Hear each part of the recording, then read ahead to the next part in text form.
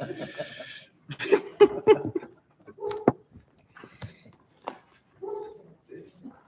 you're going to make wolf noises.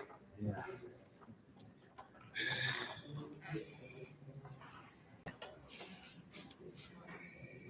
For our folks online, I just want to we added several people to our prayer list tonight. We added Sandy Whitley, Bill Wingler, Timothy Sharp, Ernie and Barbara Carpenter, James Sibley family, Pastor Matt McIntyre family. I might have even with Courtney's family. I might have forgotten to name them. I want to make sure I get their family right. We're also praying for Greg Hayes and his wife Maggie. Greg and Maggie Hayes, both dealing with some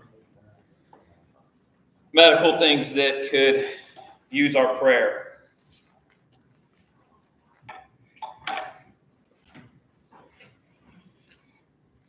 I'll tell you, there's a catch-all when you can say we lift up everybody on our prayer list. You don't risk anything.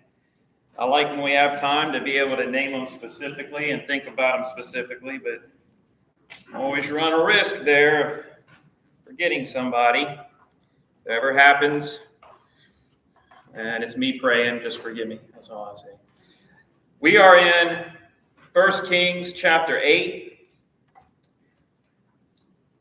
We looked at the beginning the beginning of the chapter. At this point, Solomon's come to power.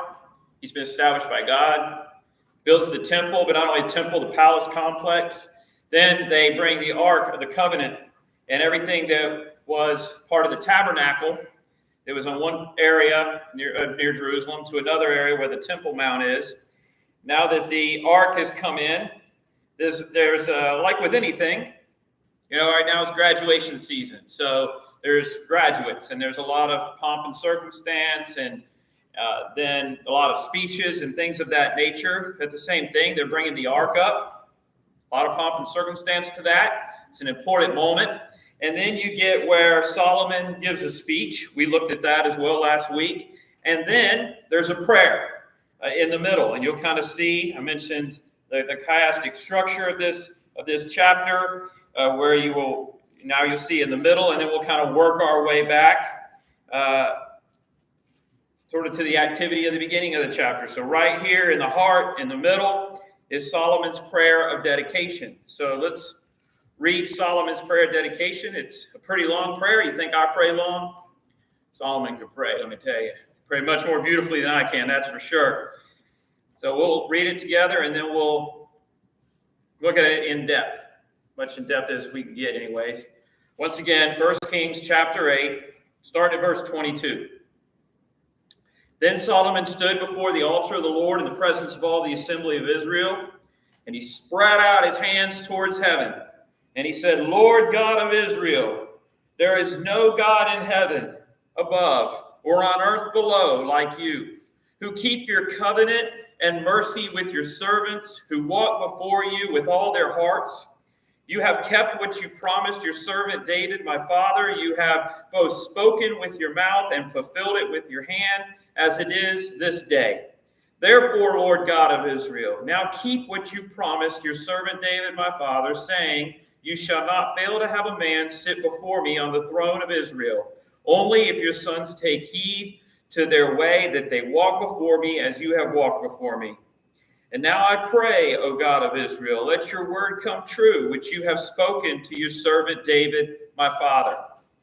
But will God indeed dwell in the earth below heaven? But will God indeed dwell on the earth? Behold, heaven and the heaven of heavens cannot contain you. How much less this temple which I have built?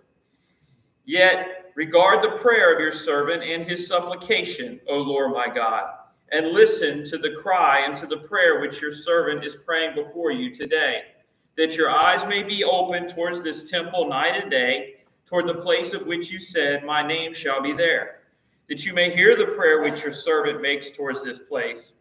And may you hear the supplication of your servant and of your people Israel when they pray towards this place.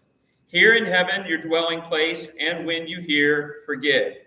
When anyone sins against his neighbor and is forced to take an oath and comes and takes an oath before your altar in this temple, then hear in heaven and act and judge your servants, condemning the wicked, bringing his way on his head, and justifying the righteous by giving him according to his righteousness.